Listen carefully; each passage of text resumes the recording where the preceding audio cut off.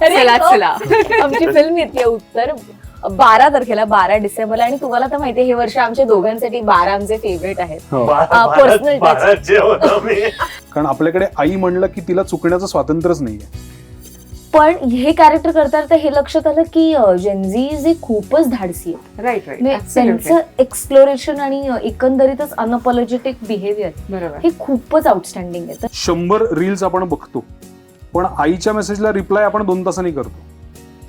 Sorry I, थोडीशी चोबडेपणा आहे माझ्या, जो माझ्यातही आहे. माझ्या तर खूप आहे. दादा, आई निवडणं अवघड होतं का सोपं नाही होतं? काही नाही, ऍब्सोल्युटली. आई हसते असं लिहिल्यानंतर पहिला चेहरा रेणुका शहाणेंचाच डोळा. हो ना. की याच्यावर टेक्नॉलॉजी हे उत्तर नाहीये, याच्यावर माणसं हेच उत्तर आहे.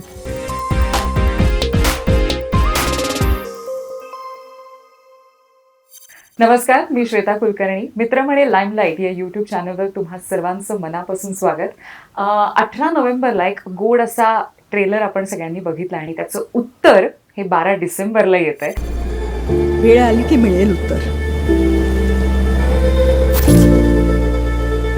आणि त्याच उत्तराची सगळी कलाकार मंडळी आज माझ्यासोबत गप्पा मारायला इथे आलेली आहेत. तुम्हा सर्वांचं मनापासून स्वागत. थँक्यू. आणि ज्याचं हे बाळ आहे त्याच्याशी आपण अधिक गप्पा मारणार आहोत. क्षितिज, 2017 पासून उत्तर सिनेमाची तयारी खरं तर तुझी चालू हो. होती. काय सांगशील या सिनेमाविषयी? नाही, खूप खास सिनेमा आहे. आता 8 वर्षाच्या मेहनतीनंतर सिनेमा येतोय, बरोबर. त्यामुळे खूप उत्सुकता सुद्धा आहे. करेक्ट. आणि आई जसं दिवसभर स्वयंपाक करून एक आपल्याला संध्याकाळी काहीतरी छान जेवायला वाढते, गरम गरम ताजं ताजं, तसा मला हा सिनेमा मी तयार केलेला एक भरलेलं ताट आहे. त्यात वेगवेगळे छान पदार्थ आहेत. आता प्रेक्षकांनी त्याचा आस्वाद घ्यायचा आहे, त्यामुळे मी अतिशय उत्सुक आहे प्रेक्षकांची काय रिएक्शन येते हे बघायला. बरोबर. आणि दुसरं कुठेतरी मला एक विश्वास पण आहे प्रेक्षकांवर, कारण आतापर्यंत त्यांनी ज्या पद्धतीने पाठिंबा दिलाय, ज्या पद्धतीने सोबत केली, ती अत्यंत आश्वासक तर आहेच आणि ती पाठबळ देणारी आहे. करेक्ट. म्हणजे कुठल्याही पद्धतीचा असा सिनेमा न करता ज्याच्यात रूढार्थाने कोणाची तरी अस्मिता आहे, हा.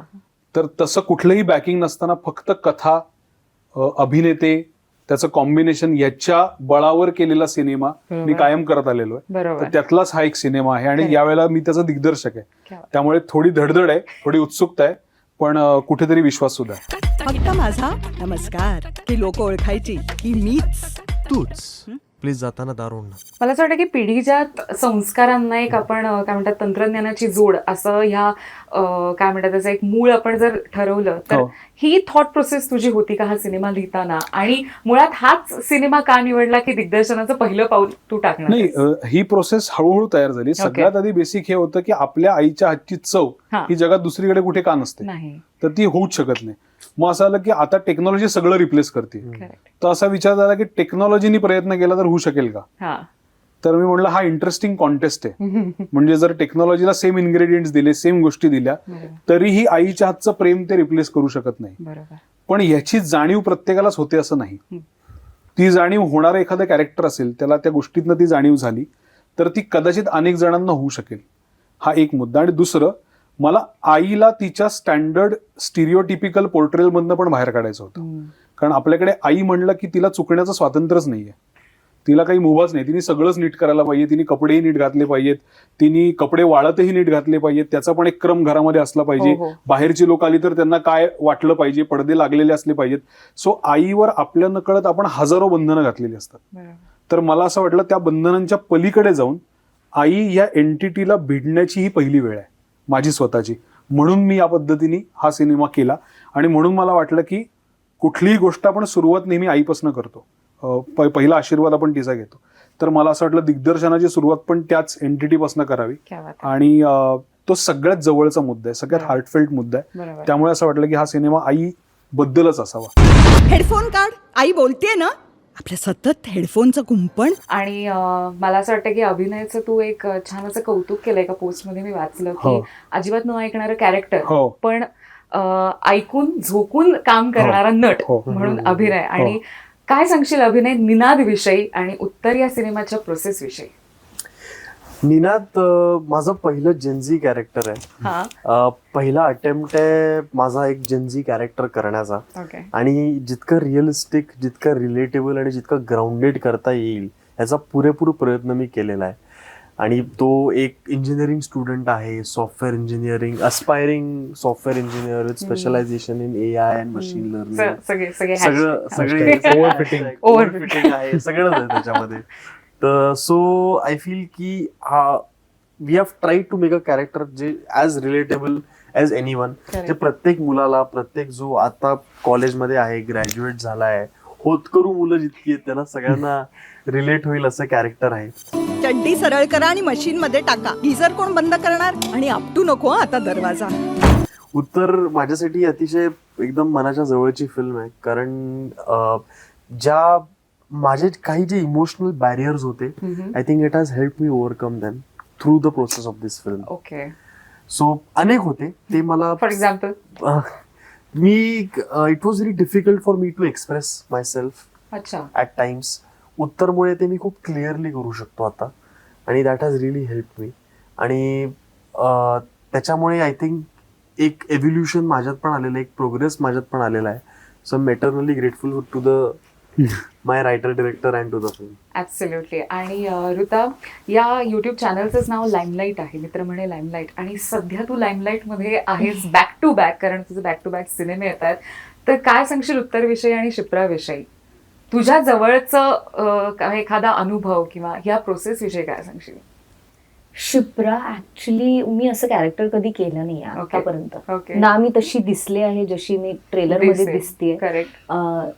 जेनझी हे मी सुद्धा पहिल्यांदाच करते. आणि तशी मी पर्सनली पण खूप ओल्ड स्कूल आहे. म्हणजे मी मिलेनियल जरी असले तरी माझे मित्रमैत्रिणी असं खूप म्हणतात की तू म्हणजे साधारण एक 50शीतलंच तसंच तुझं डोकं आहे साधारण. तुझे विचार म्हणजे देवर टाइम्स वेअर मी माझ्या को ऍक्टर्स बरोबर, म्हणजे माझं सिरियल मधलं हे आहे की मी मनोज सर म्हणून, मनोज कोल्हटकर, बरोबर. तर त्यांच्याबरोबर मी इन्व्हेस्टमेंट डिस्कस करायचे 20च्या आय वॉज 21-22 असं. मग सर तुम्ही काय केलंय, मग तुम्ही हे कसं केलं वगैरे असं. आणि माझे मित्र म्हणजे अरे भाई मतलब किती ऊपर लेके जाने वाली आहे, काय करते जरा उडव वगैरे. आय डोंट नो, पण समहाव मी खूप वे टू ओल्ड स्कूल आहे. अच्छा. ते शिप्राचं कॅरेक्टर करतं म्हणजे एक तर जेनझी, हो, आणि त्यात आता म्हणजे ते केस पण मी आतापर्यंत असे कधीच नाही. केलेले नाही, आणि रिअल लाईफ मध्ये पण कधी केलेलं नाहीये. सो ते कॅरी करू शकेन की नाही, तो Correct. जो तिच्यातला जो स्वॅग आहे Correct. किंवा जे काही ज्या नोटवर ते सुरू झालं, म्हणजे ट्रेलरचा जो काही नोट सुरू झालेली आहे बरोबर. त्याची, तर ते पर्सनली तसं माझ्यात काही नाहीये फार. ओके. सो ते मला साकारताना खरंच खूप, आणि मला ना असे कॅरेक्टर्स मिळाल्यावर खरंच खूप छान वाटतं, कारण देयर इज नोबडी टू जज. ओके. कारण मला हे लिहून दिलेलं आहे, मला हे सांगितलंय करायला. करायचंय. हा, त्यामुळे I think I am most confident जेव्हा मी कॅमेऱ्याच्या समोर असते, बरोबर. कारण मी माझं बोलत नसते, बरोबर. मला लिहून दिलेलं असतं, मला परफॉर्म करायला सांगितलंय, म्हणून हे कॅरेक्टर असं असं वाटतंय. आहे. अच्छा. तर मला असं वाटतं की त्याच्यात मला खूप एक्सप्लोअर Okay. करता येतं. बरोबर. पण हे कॅरेक्टर करता करता हे लक्षात आलं की जेनझी जे खूपच धाडसी आहेत. Right right. म्हणजे त्यांचं एक्सप्लोरेशन आणि एकंदरीतच अनअपॉलॉजेटिक बिहेवियर बरोबर. हे खूपच आउटस्टँडिंग आहे. तर बरोबर. ते एक्सप्लोर करायला मला खूपच मजा आली. बरोबर. जो समजणं बंद कर शिप्रा. चल जा, चल थोबाड दाखवू नकोस, जा. बरोबर आहे, प्रोजेक्ट झाला ना. आणि also the best part about Shipra was, जे खूप वेळा आपल्या बाबतीत असं होऊ शकतं की दे सो मच ऑफ कॉम्पिटिशन असं नाही म्हणणार, पण सतत रोज उठलं की काहीतरी नवीन आलेलं असतं. चॅलेंजिंग आहे हा, सगळंच. सगळंच. त्यामुळे आपल्याला एक सतत असा प्रश्न पडतो की हे मी करायचंय का हे मी नाही नाही करायचंय, मी कुठली line this so much of confusion. So much, yes. आणि त्यात असं होतं की कुठेतरी आपली ओरिजिनॅलिटी खूप बाजूला राहते. ओके. तर शिप्रामुळे मला तो ठहराव जास्त जाणवला की जाणवला. It is fine, Right. It is okay. बरोबर. म्हणजे जे येतं त्याच्या प्रत्येक ट्रेंडच्या मागे नाही धावलं तरी चालणार आहे. Correct. म्हणजे ते कॅरेक्टर कारण खूप ग्राउंडेड आहे, हम्म. खूप तिची स्वतःची अशी मतं आहे, ती पण पूर्ण फिल्मभर काहीतरी शोधते. बरोबर. सो ते मला एक तर मला अशी पात्र खूप आवडतात जी त्यांचं स्वतःचं पण काहीतरी चालू असतं, but at the same time ते कोणाच्या तरी आयुष्यात पण एक खूप काय म्हणतात महत्वाची भूमिका म्हणजे निभावतात. या. सो ते खूप इंटरेस्टिंग आहे की तिचे काही कमी स्ट्रगल्स नाहीये, नाहीये. किंवा तिचं पण काही फाइंडिंग सुरूच आहे, बरोबर. पण at the same time she standing like a rock with Correct. Minar. Correct. जे आणि मला असं वाटतं की firmly. या, आणि that is real life. Right right. म्हणजे असं नसतं की कोणाला प्रॉब्लेम्स नसतात, नाही. बरोबर आहे. ते काय लोकांसाठी ते फर्स्ट वर्ल्ड प्रॉब्लेम्स असतील, पण काय ते खरंच असू शकतात आहेच, प्रॉब्लेम. आहेच. Real life आहे. बसने जायचं की कॅबने जायचं हा हा, खरंच प्रत्येकाचा जेन्युइन thought प्रॉब्लेम आहे. असू शकतो. असू शकतो absolutely. सो आय फील की that is the beauty of that character की स्वतःचं थोडं बाजूला ठेवून हम्म, मित्रासाठी काहीतरी करणं करेक्ट. किंवा त्याच्यासाठी उभं राहणं तर बरोबर. हे खूपच it made me more grounded I feel. So and that was nice. माणसांना माणसांची गरज असते स्वतःच्या सोयीपुरती कायम आय प्रूव्ह यू रॉंग. पाळण्याघरापासून ऐकतो. राईट. सो क्षितिज, जसं आपण म्हणतो की जेन्झी खूप ओपन आहेत, की सगळ्या गोष्टी खूप चॅलेंजिंगली करतात, पण समहाव कधी कधी आईचं वाक्य एक असतं की तुला आई झाल्यावर कळेल की मला काय वाटतं. कारण आजीला जे त्रास होते ते आईला साधारण 50शीतच चालू झाले, ते जेन्झीजला मोस्टली 40शीत 30शीत चालू झाले. तर याचा काही रेझेम्बलन्स पिक्चरमध्ये आहे का, की डिप्रेशन म्हणा, मानसिक त्रास म्हणा किंवा शारीरिक त्रास हे या पिढीला आपण असं म्हणूया, जेन्झी किंवा मिलेनियल पण जे 40शीत आहेत, तर याचा काही रेझेम्बलन्स आहे का मूव्हीमध्ये? आहे ना. याच्यामध्ये या दोघांचा एक मोठा संवाद आहे, ओके. ज्याच्यामध्ये ती त्याला असं म्हणते की आपल्याला मेन भीती काय आहे, की आपण कोणालाही काही शेअर केलं तर एकतर ती व्यक्ती जजमेंटल होईल किंवा नंतर जाऊन ओकेल. तर ओकेल म्हणजे कोणाकडे तरी दुसऱ्याकडे बोलेल. तर आपण कॉन्स्टंट या फिअर मध्ये असतो की आपल्याला कोणी ना कोणीतरी कुठल्या ना तरी कुठल्या गोष्टीवरनं जज करेल. ती भीती आपल्याला प्रचंड असते कायम. पण आपल्याला हे लक्षात येत नाही की याच्यावर टेक्नॉलॉजी हे उत्तर नाहीये, याच्यावर माणसं हेच उत्तर आहे. बरोबर. आणि पूर्वी असं व्हायचं की आपल्या आजी आजोबांच्या आयुष्यात किंवा आपल्या आई वडिलांच्या आयुष्यात असे निस्वार्थी मित्रमैत्रिणी किंवा जवळची लोक होती जी त्यांच्या अडीअडचणीला 24 तास उभी राहायची. बरोबर. म्हणजे मी छोटंसं एक्झाम्पल देतो की माझ्या बाबांचे खूप जवळचे मित्र आहेत, मोकाशी काका म्हणून. त्यांची मैत्री आता गेली जवळपास 52 वर्ष वगैरे मैत्री आहे. म्हणजे माझे बाबा तर 70-71 असतील. 50 ते 52 वर्ष त्यांची मैत्री आहे. ते दर गुरुवारी भेटतात म्हणजे भेटतात, कंपल्सरी. ते कुठेही असू दे, त्यांचं कितीही काम असू दे, ते आता मोबाईलमुळे ते एकमेकांना मेसेज करतात. पूर्वी तर तेही नव्हतं. पण त्यांची वेळ, त्यांचं भेटणं, आणि ज्याला निर्हेतुक म्हणतात की तुला माझ्याकडनं काही फायदा नाही, मला तुझ्याकडनं काही फायदा नाही, पण भेटीची गरज आहे, अशा रिलेशनशिप्स त्या काळात लोकांनी खूप डेव्हलप केल्या होत्या.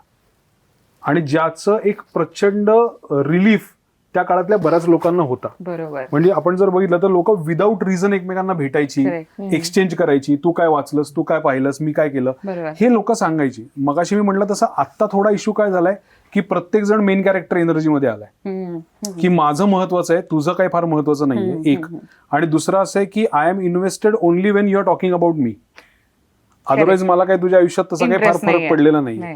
तर the key is being invested in other persons life, हा एक महत्वाचा मुद्दा आहे जो उत्तर मध्ये पण आहे.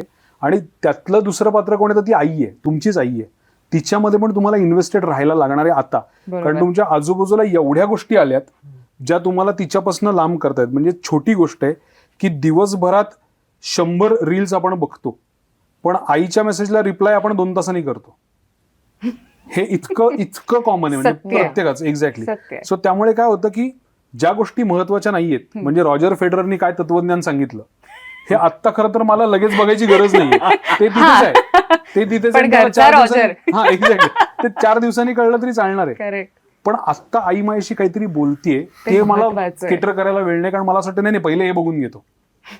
तर बायो हॅकिंग ज्याला म्हणतात ना आपलं, ते सगळ्यांचं चाललेलंच आहे की आपल्याला बायोलॉजिकली हॅक केलं जाते. त्यामुळे ती नाती थोडीशी डिस्टर्ब व्हायला लागलीत. त्याच्यामध्ये मला असं वाटतं नॉन जजमेंटल स्पेसमध्ये एकमेकांना भेटणं, आणि सर्वात महत्वाची गोष्ट जो फिल्मचा अंडरलाइनिंग मुद्दा आहे, it is okay to be vulnerable. सगळ्यात महत्वाचा मुद्दा. तुम्ही प्रत्येक वेळेला स्टॉईक आणि प्रत्येक वेळेला मेंटॅलिटी आणि स्मार्ट आणि मी आता हे सगळं करणार असं नाही. माणूस आहे, तो धडपडतो, पडतो, खरचटतो आणि परत उभा राहतो.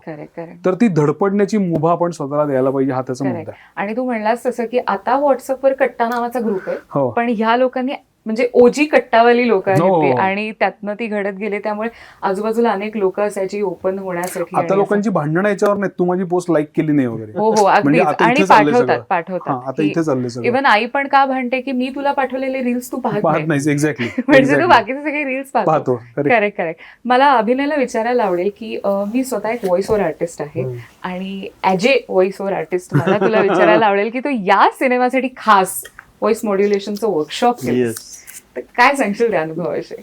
मी सांगू, आय फील की ॲज अन ॲक्टर आपण व्हॉइस या गोष्टीला खूप काय म्हणतो डिसरिगार्ड करतो किंवा आपण किंवा ते ग्रांटेड पकडतो ग्रांटेड धरतो ऍक्च्युली, की मला गृहीत येतं. धरतो खूप हा. की मला येतं आणि मला. पण तुमच्या परफॉर्मन्सची सगळ्यात मेजर गोष्ट तुमची व्हॉइस आहे आणि तुमचा साऊंड, तुमचा जो इथून येतोय, जो तुमच्या बिंबीतून येतोय, तो आवाज सगळ्यात महत्वाचा आहे. म्हणजे डोळे, बॉडी लँग्वेज हे सगळ्या गोष्टी आहेत, पण ती बेसिक गोष्ट आहे ना, ती तुमचा व्हॉइस आहे. Absolutely. आणि युअर व्हॉइस, तुम्ही काय पद्धतीने, काय स्पीडनी बोलताय, कुठे पॉझेस घेताय, ओहो इथेच तुमचं कॅरेक्टर ऍक्च्युली असा डेमो एस्टॅब्लिश दिलाय होतं. त्यांनी. ऍक्च्युली तिथेच तुमचं कॅरेक्टर एस्टॅब्लिश होतं. खरं. पण तुला काय उपयोग झाला त्याचा, काय सांगशील? रादर तू काय आता डोक्यात ठेवतोस की पुढील कॅरेक्टरसाठी तुला ते कितपत महत्वाचं वाटतंय? सी, एक तर क्लॅरिटी, बोलतानाची क्लॅरिटी, डिक्शन, येस 100% डिक्शन, बोलतानाची क्लॅरिटी, डिक्शन, श्वास, पॉझेस. श्वास जो असतो ना, तो पण आपण खूप गृहीत धरतो. डायलॉग्स बोलताना किंवा जनरल ऍक्टिंग करताना सगळ्यात मेन गोष्ट तुमची ब्रीदिंग आहे. व्हॉइस मॉड्युलेशन तुम्हाला तुमच्या ब्रीदिंग वरती पण कंट्रोल काम आणायला करायला सांगतं. बरोबर. कारण तुम्ही ह ची काय म्हणतो आपण, ह, हा, ही, हू, हे ब्रीदिंग करून जेव्हा तुम्ही बोलता तेव्हा तुम्हाला लक्षात येतं की अरे माझी लंग कॅपॅसिटी किती कमी आहे माझी गोष्टी किती लागतेय. बोलण्यासाठी. एक्झॅक्टली. कुटश्लोक ते पेन्सिल धरून बोलणे ती शिक्षा आहे मला असं वाटतं. त्याला म्हणजे मला असं वाटतं की कोणाला त्रास द्यायचा असेल तर तू म्हण. एक्झॅक्टली. हा, आणि म्हण, अहांग एकदा म्हण. जर तुमची मास्टरी त्याच्यावरती आली की त्या इतकं चांगलं शो ऑफ काही नाही या जगामध्ये. ऍब्सोल्युटली. कमाल मजा आली कमाल. असेल पण. कुठलाही लहान जो मुलगा असा ऍक्टर वगैरे होतो त्याला फक्त कुटश्लोक म्हणून दाखवा, तो तिथेच घाबरेल. पण मला तो सुबोध भावेचा तो सीन आठवतो. एक डाव दोन गोष्टींमधला. नुन्नी. हो, नाना, नाना, हा, नाना. right. नमामि माननो मुन्नम मानो मुनी ममाना ममानम. मला परत आहे तो बराच मोठा श्लोक आहे हो, उगाच yes, आपण हे yes. नको करायला. पण मला ते खूप आवडलं की तू या सिनेमासाठी खास ते 1 महिना त्याची सगळी मेहनत कारण घेतलीस. खूप टेक्निकल टर्म्स, खूप टेक्निकल अनालॉजीज मला बोलायच्या होत्या ज्या खूप डिफिकल्ट असतील.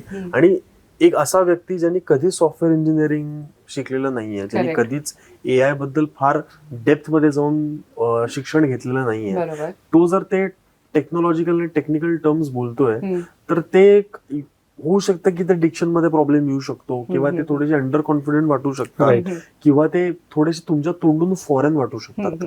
थोडक्यात सांगायचं झालं तर ते फॉरेन न वाटता ते असे वाटले पाहिजेत की अरे हे टर्म्स, हे टर्मिनॉलॉजीज हे कदाचित गेली 5-10 वर्ष या मुलाला माहिती आहेत. हो. त्यांनी सॉफ्टवेअर इंजिनिअरिंगचं शिक्षण घेण्याच्या आधीपासून त्यांनी या गोष्टीवरती रिसर्च केलेला आहे. बरोबर. असा तो जर तो मुलगा असेल, तो इतका शार्प, स्मार्ट असेल तर त्याला हे Classified आपण म्हणू सगळे शकतो. एक्झॅक्टली हे इझिली त्याच्या तोंडून येणं गरजेचं आहे. Without Correct. फ्लिंचिंग. करेक्ट. झोपेतून उठवलं तरी ते इझिली येणं खूप गरजेचं आहे. करेक्ट. सो ते माझ्या सोल मधनं आणि माझ्या बिंबीच्या देठापासून येतंय ना, करेक्ट. हे महत्वाचं. महत्वाचं आहे. घरी येताना मागवता तरी 40 पायऱ्या उतरून जा आणि घ्या. अश्मयुगात राहा त्यापेक्षा. नान्या, काय आहे? तुला अश्मयुग हा शब्द माहितीये? आई प्लीज. ऋता, तुला विचारायला आवडेल की आजपर्यंत तू तुझं काम बघितलं तर तुझे कॅरेक्टर जे कायम स्वाभिमानी आपण बघितलेत, की अनन्या म्हणा किंवा टाइमपास म्हणा किंवा तुझ्या सिरियल्स मधला की तुला एक वेगळा स्वाभिमान, अभिमान आहे त्या कॅरेक्टरचा. आणि तशीच ही शिप्रा आहे की एक वेगळी बोल्ड पण आहे, पण तिला एक कॉन्फिडन्स पण आहे, एक वेगळाच कॉन्फिडन्स आहे. तर तू असेच कॅरेक्टर्स निवडतेस का रादर तुझी ही काय म्हणतात चॉईस फर्स्ट प्रायोरिटी आहे? बापरे. तुला बघून तुझ्यासारखे कॅरेक्टर देतात. मी आता म्हणजे तो म्हणाला मगाशी तसं की नुसती सुंदर नाही तर हुशार पण आहे. प्रश्नच नाही. तर तुझा तो कॉन्फिडन्स असा दिसतो पडद्यावर. तर तुला म्हणजे आता तो तुझा ग्राफ आहे का, की रादर काय वाटतं तुला त्याबद्दल? हो, मला ऍक्च्युली असं ऐकून छान वाटलं. कारण समजा म्हणजे मी असं म्हणजे मला पर्सनली मी जेव्हा स्क्रिप्ट वाचते मला इन्स्टिंक्टिव्हली वाटलं हे करावंसं तर मी करते. Okay. Genuinely, Okay. Very frankly. कारण ऑल्सो मी अजून या माझ्या करिअरच्या टप्प्यावर एवढी आलेले नाहीये की खूप चुजी मी वागू शकेन. ओके. हे मी अजून जस्ट सुरुवात झाली आहे माझी. तर पण नशिबाने समजा माझ्या पर्सनॅलिटीमुळे मला अशी कामं येत असेल तर oh my God, I am really happy. कारण मला पर्सनली एम्पावर्ड विमेन करायला गर्ल्स खूप आवडतं. Also I believe a lot in it. म्हणून म्हणजे मी दरवेळी फायनान्शियल इंडिपेंडन्स बद्दल पण बोलते. तर maybe I don't know, maybe माझं ऑरा तसा आहे का मला माहित नाहीये की मला लोक तसंच काम विचारतायत. ओके.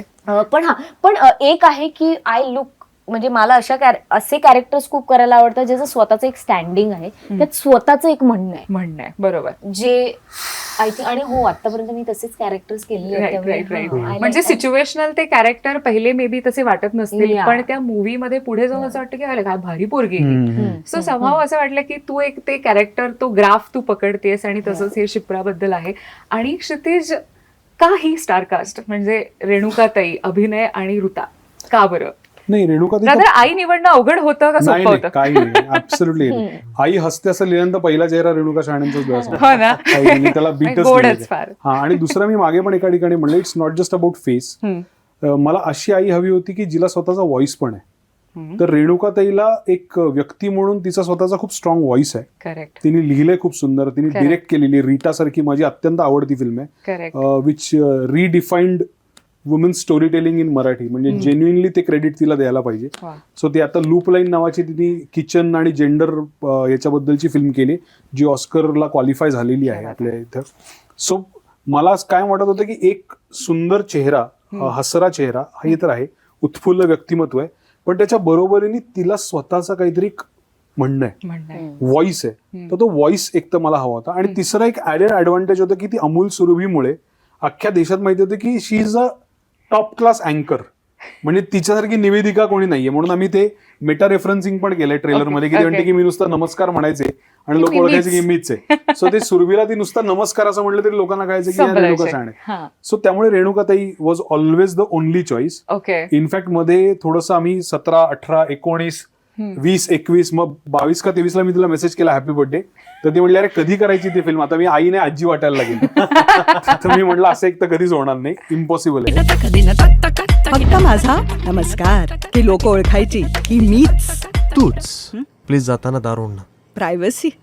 आणि दुसरं, अभिनयाच्या बाबतीमध्ये आधी वेगळं कास्टिंग होतं डोक्यात, ओके. पण कालांतराने असं लक्षात आलं की वयची जी ब्रॅकेट आहे त्या ब्रॅकेटमध्ये अजून यंगर आपल्याला कोणीतरी पाहिजे. आणि आम्ही आजीबाई जोरात एकत्र केलं. बरोबर. देन आय फाउंड की Abhinay is a perfect choice for that. आणि he has surpassed all my expectations या फिल्ममध्ये, एव्हरी एक्सपेक्टेशन. म्हणजे मी अगदी ऑनेस्टली हे सांगतो. नाही नाही, थोडी बाजूला हो.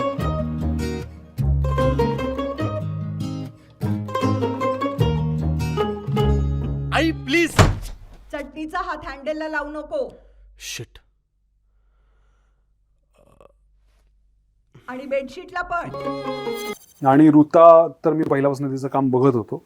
आत्ता ती अशा स्पेसमध्ये आहे की या फिल्ममध्ये ती कम्प्लिटली वेगळ्या एनर्जीचं कॅरेक्टर घेऊन काम करते. पण मला असं वाटतं की पुढच्या काही काळामध्ये तिच्यासाठी रोल्स लिहिले जातील. कारण मला असं वाटतं की जसं म्हणजे रेणुकाताई आणि मी हे कॉन्व्हर्सेशन नेहमी केलंय, आणि या निमित्ताने आपण पहिल्यांदा हे बोलतोय की जसं पुरुष ऍक्टर्सना डोळ्यासमोर ठेवून लिहिलं जातं ना की याला प्रेझेंट करणारं हे ओरिएंटेड, तसं मला वाटतं मराठीमध्ये अप्रतिम अभिनेत्री आहेत. म्हणजे रोहिणी हट्टंगडी असतील तिथपासून सगळी जर तुम्ही रेंज पाहिली तर ते मला असं वाटतं ऋतापर्यंत एक म्हणजे 25-30 पासून ते 75-70 पर्यंत एक कम्प्लीट रेंज ऑफ ऍक्ट्रेस आहे, पॉवर हाऊस ऍक्ट्रेस आहेत आपल्याकडे. म्हणजे ऋता आहे, प्रिया आहे, सई आहे, मुक्ता आहे, रोहिणीताई आहेत, नीना कुलकर्णी आहेत, किती नावं घेऊ, निर्मिती सावंत आहेत, रेणुका शहाणे आहेत, किती जणी आहेत. तर अशा सगळ्यांना डोळ्यासमोर ठेवून आता आपण चांगले स्त्रीपात्र असलेले सिनेमे पण लिहायला पाहिजेत. करूच शकतो 100%. आपल्याकडे तेवढं वेटेज आहे. आणि 100%. तर क्षितिज म्हणून पहिल्यांदा डिरेक्शन मध्ये उतरला आणि तुमचा अनुभव काय होता ऍज ए दिग्दर्शक? उत्तम होता अनुभव. म्हणजे couldn't ask for a better director. अच्छा. आणि आम्ही या आधी नाटकात काम केलं होतं, त्याची प्रोसेस वेगळी होती. नाटक माध्यम वेगळं असल्यामुळे त्याची प्रोसेस खूप वेगळी होती. एक फरक म्हणण्यापेक्षा आय थिंक डिफरन्स असा होता की नाटकामध्ये मी 10 वर्षाचा होतो, तर त्याच्यामध्ये त्यांचं जास्त फ्री हँड होता. मला थोडासा हे काय म्हणतो ऑल आउट जायचा. कारण एक 27 वर्षाचा मुलगा 10 वर्षाचा कसा दिसेल किंवा 10 वर्षाचा कसा वागेल हे आम्ही स्वतः डिस्कवर करतो त्यावेळेला. पण उत्तरच्या वेळेला निनादचं कॅरेक्टरायझेशन हे कम्प्लिटली त्यांच्या डोक्यात क्लिअर होतं, सॉर्टेड होतं. सो त्यावेळेला एक क्लिअर डिरेक्शन मला अजून होतं माझ्याकडे की मला कुठे हे आय एम ऍट पॉइंट आहे, मला या पॉइंट पर्यंत पोहोचायचं. सो त्याचं डिरेक्शन मला क्लिअर होतं. त्याचबरोबर being a writer director, writers with their words with their sentences positive असतात and they have every right to be so. कारण Correct. एका स्क्रिप्ट सोबत त्यांनी 5, 7, 8 वर्ष घालवलेली असतात, त्या पात्रांसोबत अनेक वर्ष घालवलेले असतात. But Kshitij sir on the contrary तुम्हाला इम्प्रोव्हाइज करायला देतात. अच्छा. Even in तेवढी serious- मुभा ते देतात. तेवढी मुभा देतात. In the even during the serious scenes आम्हाला खूप इम्प्रूव्ह करायला त्यांनी सांगितलंय. इव्हन की काही सीन्सच्या मध्ये ते बोलले की तुम्हाला जर वाटत असेल की हे वाक्य असं घ्यावं, असं हे काही You can वाढवा, change असं प्लीज तुम्ही अजून डिस्कशन. आम्ही खूप तसं केलेलं आहे. काही एक सीन तर आम्हाला कॉलेजमध्ये आम्ही होतो तर तो नव्याने त्या वेळेला लिहून दिला, त्याच्यामध्ये पण आम्ही बऱ्यापैकी क्या बात आहे. इम्प्रोव्हायझेशन आणि Correct, या correct. गोष्टी, बिकॉज फिल्म इतकी रिअलिस्टिक आणि ग्राउंडेड आहे, त्याच्यामध्ये तुम्हाला थोडं रिअल वर्ल्ड डायनामिक्स आणावे लागतात. बरोबर. त्यामुळे तुम्ही सगळ्या गोष्टी मेकॅनिकली नाही करू शकत. Correct. याची जाण त्यांना आहे, त्यामुळे आम्ही आय फील त्या ओपन हँडेडली काम करू शकलो. Correct correct. ऋता तू काय सांगशील? प्रिसिजन तर मला खूपच, म्हणजे मला पर्सनली असे डिरेक्टर्स खूप आवडतात ज्यांना एक्झॅक्टली माहित असतं की त्यांना काय हवंय. कारण त्याने माझं म्हणजे हा सेल्फिश थॉट आहे, कारण Correct. माझं काम त्याने सोपं सोपं होतं. होतं. आणि दुसरी गोष्ट, हे खूप कमी लोकांना जमतं की त्या ऍक्टरला फ्री हँडही द्यायचंय, पण ऍट द सेम टाइम तिला किंवा त्याला रुटेडही ठेवायचंय त्यांनी लिहिलेल्या कॅरेक्टरची. क्या बात. सो हे म्हणजे ऍक्टरला तुम्ही फ्री हँड ही द्या, पण ऍट द सेम टाइम त्यांना माहितीये की माझं कॅरेक्टर हे माझ्या कॅरेक्टरमध्ये बसतंय की नाही. बरोबर. सो हे खूप अमेझिंग आहे. Correct. कारण आम्हाला आमचं एक्सप्लोअर पण करता येतं, पण ऍट द सेम टाइम आमच्या बॅक ऑफ द माइंड हेही असतं की ओके, आपण कॅरेक्टरच्या बाहेर गेलं तर आपल्याला कोणीतरी थांबवणारा आहे. Right right right. सो त्याने खूपच कॉन्फिडन्स मिळतो. Correct correct. सो ते एक तर प्रिसिजन तर म्हणजे खूप आयुष्य बापच. सोपं, खूपच सोपं म्हणजे. तर ते खूपच भारी वाटलं मला. आणि इम्प्रोव्हायझेशन हे तर सगळं अभिनय बोललाच. Correct. त्यामुळे हो, आता मला लक्षात आलं की शेवटचं उत्तर असेल तर काहीच उरत नाही. खूपच आता इथनं सुरू करू आपण. खूपच विचार करायला लागतो असं. नो बट म्हणजे I agree to whatever अभिनय जे आपण एक टेक्नो सॅव्ही रायटर आहे, त्याच्यामुळे तो असं आपण सीसी आणि बीसीसी असं प्रत्येक उत्तराला आपण ते खाली हॅशटॅग करून टाकू. मम. क्या बात आहे. मी अभिनयला विचारेन की आता तुला एखादी सिच्युएशन दिली की निनादची आई कशी रिॲक्ट होईल आणि प्रियाताई कशा रिॲक्ट होतील हे तुला करायचंय. Okay. सो तुझं प्रेम प्रकरण जर उघडकीस आलं तर निनादची आई कशी रिॲक्ट होईल? अरे वा, कोण आहे ही, सांग जरा मला तिच्याबद्दल. हा, आणि प्रियाताई? कोण आहे रे ती? किंवा तीच आहे कधी. ती त्या दिवशी तिकडे. अच्छा. अच्छा, हीच का ती? बरं. अच्छा अच्छा. तो जरा असा तो थोडासा खुफिया. खुफिया आणि थोडीशी आई माझी, मी सॉरी आई, थोडीशी चोमडेपणा आहे आईमध्ये माझ्या, जो माझ्यातही आहे. माझ्या तर खूप आहे, इन्फॅक्ट तिच्याकडनं झालाय. तर थोडीशी अशी आहे. अच्छा. आणि रेणुकाताई ऑलवेज विथ अ स्माइल. हा, आणि कसं कोण आहे ती? एखादं तुझं सोशल मीडियाचं ट्रोलिंग खूप आई बघतीये, हा, तर निनादची आई काय रिॲक्ट होईल? निनादची सगळे तुला बोलतायत, खूप निगेटिव्ह बोलतात. निगेटिव्ह बोलतात, तर निनादची आई हसत खेळतच रिप्लाय देईल त्या अच्छा. व्यक्तीला सुद्धा. ओके. हसत खेळत एकदम प्रखरपणे आणि एकदम स्ट्रेट टू द पॉइंट, आणि हसत खेळत एका पण अशी शाल जोडीतला. शाल जोडे प्रॉपर. येस. ओके. आणि प्रियाताई कशा रिॲक्ट होतील? ते त्या व्यक्तीचं ऍड्रेस शोधून त्याच्या घरी जाऊन त्यांना स्वतः ड्राईव्ह करून? स्वतः ड्राईव्ह करून, कारण एक प्रचंड hockey stick आवडतं. घेऊन त्या व्यक्तीवर, तो व्यक्ती परत दिसणार नाही. अच्छा, भडीमार सगळ्यांचा होय. क्या? कारण माझी आई तिचा नेहमी आधीपासून म्हणणं आहे की माझ्यावरती आलेली कुठली गोष्ट मी सहन करू शकते, माझ्या मुलांना तुम्ही काय बोलला तर मी तुम्हाला सोडणार नाही, हे तिचं आहे. अच्छा, ते तेवढं कणखर ती व्यक्तिमत्व. स्वतःच्या मुलांना काय सगळं बोलणार. बाहेर गेल्याने नाही बोलायचं. नाही नाही नाही. बावळटच तू, बाहेरचा बोलला तू घे बोला, तू घे बोला. Exactly. करेक्ट. ऋता, मी तुला विचारेन की तुला एक्सपेक्ट आहे की असं रिॲक्ट करणं, पण आई अशी रिॲक्ट करते, तर सोशल मीडियाचं ट्रोलिंग समजा झालंय, तर तुला काय एक्सपेक्ट आहे की आईनी कसं रिॲक्ट व्हावं, पण आई एकदम वेगळीच रिॲक्ट होते, काय सांगशील? नाही, मला खूप वेळा असं वाटतं की तिने मला, म्हणजे जेव्हा कधी कधी माझी जेव्हा चिडचिड होते किंवा आपला थोडासा समंजसपणा बाजूला होतो आणि आपल्याला असं वाटतं की प्लीज आता मला जरा हे समंजसपणा सगळं काढून मला थोडं क्रिप करू दे, तर ती एक्झॅक्टली ऑपोजिट रिॲक्ट करते. जाऊ दे, आपण समजून घ्यायचं, आपण आपलं क्षेत्रच चांगलंच असं आहे. वागायचं वगैरे, हे ते वगैरे असं. असं एक तर खूप रेअरली आमच्यात हे कॉन्व्हर्सेशन होतं. Correct. आणि खरं तर कॉन्व्हर्सेशन व्हायच्या आधीच तिला काही गोष्टी कळतात आणि मग ती कॉल करून म्हणते आपण शांत राहायचं. हा. अच्छा. हा हा हा. आपली एनर्जी ह्याच्यात नाही वाया घालवायची, आपण काम करायचं आणि मग ते दिसेलच असं. Correct correct. त्यामुळे ते आणि तसं समजा आहे. खूप आजार पण आहे तुला आणि तरी तू कामाला गेलीस तर तुला काय एक्सपेक्टेड आहे की आईनी काय रिॲक्ट व्हावं आणि आई काय रिॲक्ट होते ऍक्च्युअली? नाही, मी घरी बसेन पण ती मला कामाला पाठवेल. अच्छा उलट आहे. चल चल हे काय चला असं कामाला काही जा. नसतं. असं काही नसतं. क्या बात आहे. आणि मला असं वाटतं की आपण शेवटाकडे येतोच आहे तर एक प्रेक्षकांना तुम्ही एक छानसं अपील करा. म्हणजे हे करावं लागतं याचं वाईट वाटतंय पण आता इकडे सीसी आपण घेऊया. ऋता तू सांग शिप्रा म्हणून तू काय. ऍक्च्युली याचं उत्तर ते खूप भारी देतात नाही, ती माझ्यावर आलं ते. नाही नाही आता अरे, चला तो- चला. आमची फिल्म येते उत्तर 12 तारखेला 12 डिसेंबरला. आणि तुम्हाला तर माहितीये हे वर्ष आमच्या दोघांसाठी 12 आमचे फेवरेट आहेत. पर्सनल म्हणजे ऍक्च्युली मी actually 12 ची support. 12 तारीख वेगळ्यासाठी फेमस आहे हो. पण ती यावेळेस उत्तरपासून फेमस आहे. हो, आणि हे क्लॅश टू कोलॅब त्यांचं 12 Exactly. सप्टेंबरला क्लॅश होता, 12 आरपार डिसेंबरला दशावतार कोलॅब. आणि उत्तर Okay. असं. पण कॉमन धागा काय आहे 12 12 तारीख. 12 तारखेला 12 डिसेंबरला आमचा सिनेमा येतोय उत्तर. तर प्लीज थिएटरमध्ये जाऊन नक्की बघा. Correct. आणि बाकी हे दोघं बोलतील. खूप Yes. छान.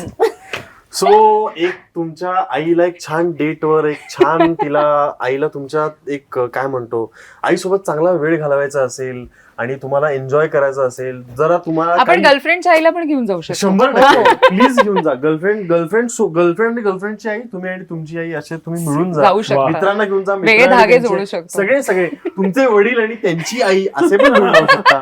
हे It's पण your एक- choice. कारण तुम्हीच सगळं काय ऐकायचं ना, तुमच्या वडिलांनी पण 2 गोष्टी ऐकून घेत. त्यासाठी 12 डिसेंबरला आवर्जून म्हणजे उत्तर बघा. बाबांची पण ती आईच असते हो, तरी बायको exactly, असली तरी असं. exactly. आपल्या घरात जसं आई आपल्याला एक सांगणारी असते हा. तसं बाबा नेहमी बघत असतात खरंय खरंय. ऑब्व्हियसली. तर बाबांना पण एक सांगणारी आणि एक व्यक्ती- समाव काही काळानंतर ते आई बाबा पण स्वतःला आई बाबाच म्हणतात की Exactly. बाबा हो ऐका ना. हो, हो. आणि आई ऐक काय म्हणतात ते लाईक तसं. Exactly. क्षितिज. हा पॉडकास्ट किंवा इंटरव्ह्यू युट्यूबवर चांगले वाटतात पण सिनेमा हा थिएटर मध्येच चांगला वाटतो. त्यामुळे वा. 12 डिसेंबरला उत्तर हा इतर कुठेही न पाहता थिएटरमध्येच पहा, तुमच्या जवळच्या माणसांसोबत. आणि या वर्षाचा शेवट अतिशय गोड करा. थोडा उशीर झाला तर पुढच्या वर्षाची सुरुवातही गोड होईलच. Thank you. डेफिनेटली. मला असं वाटतंय की जवळच्या चित्रपटगृहात तिकीट नाही मिळालं तर लांबच्या चित्रपटगृहात जा पण जा आणि सिनेमा नक्की बघा. आणि खूप सारी उत्तरं तुम्हाला त्या सिनेमातून मिळणार आहे आणि एक छान ट्रीट असणार आहे. मला असं वाटतं. थँक्यू सो मच तुमच्या थँक्यू. तिघांना. मित्र म्हणेचे खास आभार आणि सौमित्रचे येस अजून खूप आभार. कारण you. या सगळ्या माझ्या प्रवासात सौमित्रचा खूप मोलाचा पहिल्यापासून हातभार आहे. क्या बात he has always been a person ज्यांनी खूप चांगलं हँड होल्डिंग आमचं सगळ्यांचं केलेलं आहे. क्या बात. आणि या निमित्ताने मराठीमध्ये माझं स्वतःचं जर्नलिझम बॅकग्राऊंड आहे. त्यामुळे माझ्या या 15 वर्षाच्या प्रवासामध्ये ज्या ज्या लोकांनी साथ दिली, सोबत केली, मी आवर्जून त्यांचं नाव घेतोय. क्या बात आहे. सौमित्र हा Thank you so त्यापैकी एक आहे. much. सो थँक्यू मित्र म्हणे Thank टीम you so आणि much. सौमित्र सुद्धा. Thank you. Thanks a lot. Thank you.